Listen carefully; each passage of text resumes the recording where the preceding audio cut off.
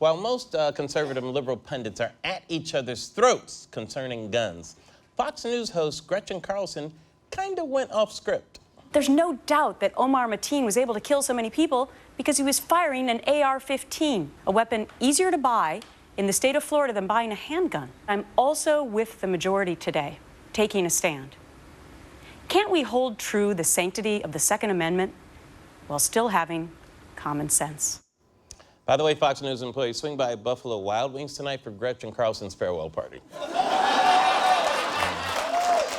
I'm telling you, there's no way Fox is keeping her after that, man.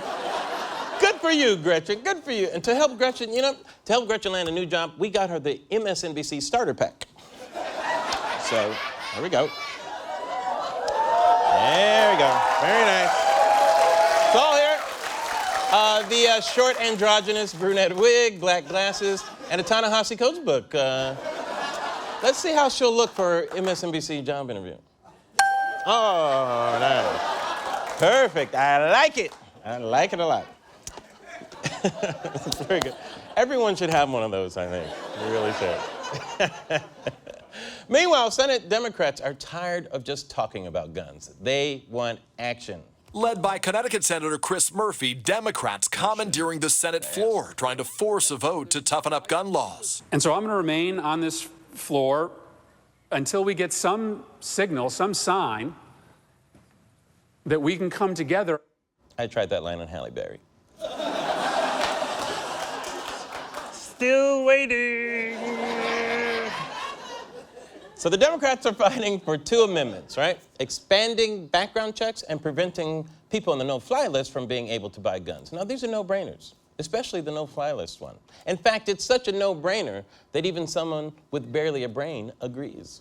Trump signaling an openness to new restrictions that would ban people on the terrorist watch list or the no-fly list from buying guns. Yes, guys, Trump makes a good point. But calm down. You can hit a piano with the bat and still get a couple of notes, all right? Damn. Doesn't make you rock mod enough. It does not. All right? And, by the way, even the Benghazi Kid agrees. If you are too dangerous to get on a plane, you are too dangerous to buy a gun. Well, I don't know. Because under that logic, then no motherfucking snakes can buy any motherfucking guns. Because they are not allowed on any motherfucking plane. Is that your vision of America, Hillary? All right, so both sides agree, right? But here's the thing, guys, here's the thing. When both sides agree so quickly after being so far apart and everything, that's when I generally get worried, okay? So let's really think this through. Because this country has a habit of making bad decisions in the wake of a national crisis. Iraq War, Patriot Act, Japanese internment camps, Fuller House. Once the Olsen twins weren't in, Wilmore was out, okay? But look, here's the thing, though. It's easy to say, well, this person is dangerous. They shouldn't be allowed to buy guns. But it isn't that simple, okay? Anyone can be under the investigation of the FBI. I mean, Martin Luther King was under investigation of the FBI.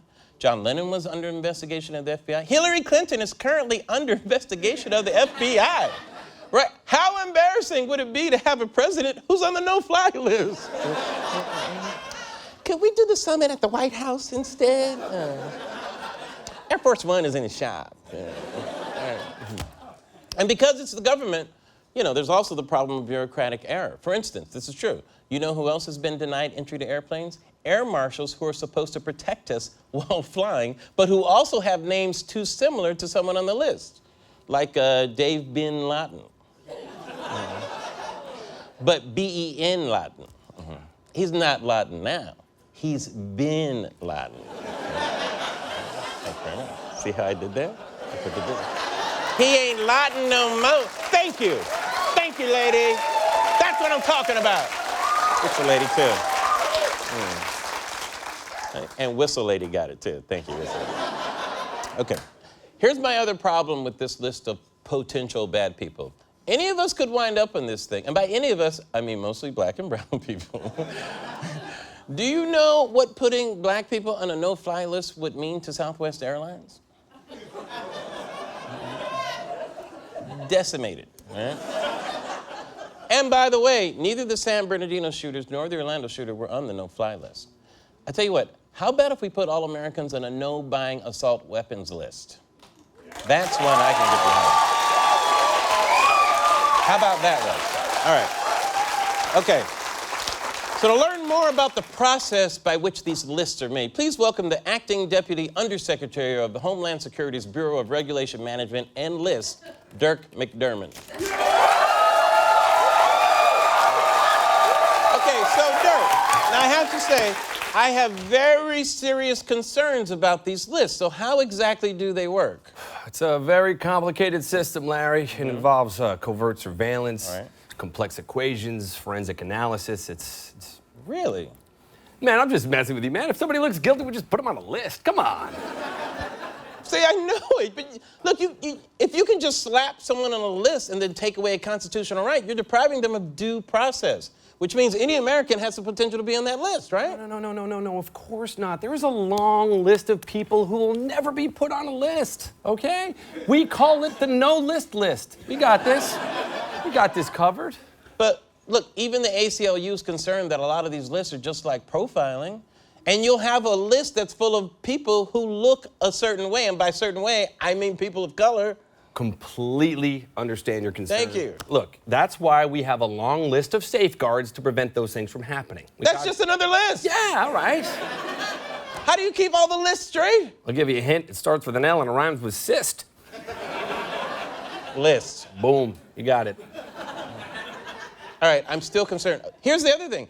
How can people even get off this list? That's another problem. Larry, that's very simple. All right. You just have to get on the take me off the list. How do they do that? Well, right now you can't do it because currently there's a bit of a waiting list, but still, you know, you can... Is there anything someone can do? Can they at least call? No, we're actually unlisted. Of course you are. All right. Okay.